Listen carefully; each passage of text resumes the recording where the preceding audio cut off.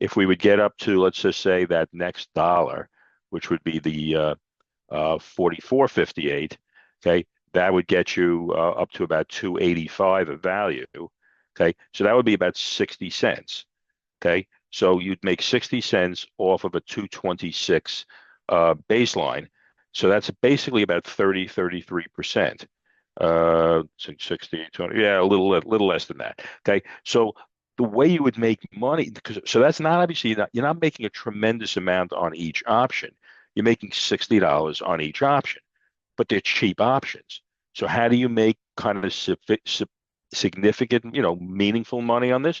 Well, then obviously quantity.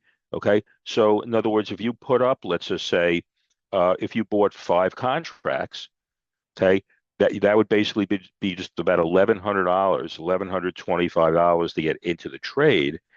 And then if you made $60 a trade, you'd make $300 off of your $1,100 investment. If let's just say it happened inside of, let's say, a week or so. So that's how you would make money. So in these cases, when we put up an option and the numbers don't look that great, okay, the numbers are great with respect to the P&L, risk and reward. And so if the absolute number isn't that great, and particularly when the cost of the option is low, the way you make money is you're not buying one or two contracts. You're buying maybe five or six contracts.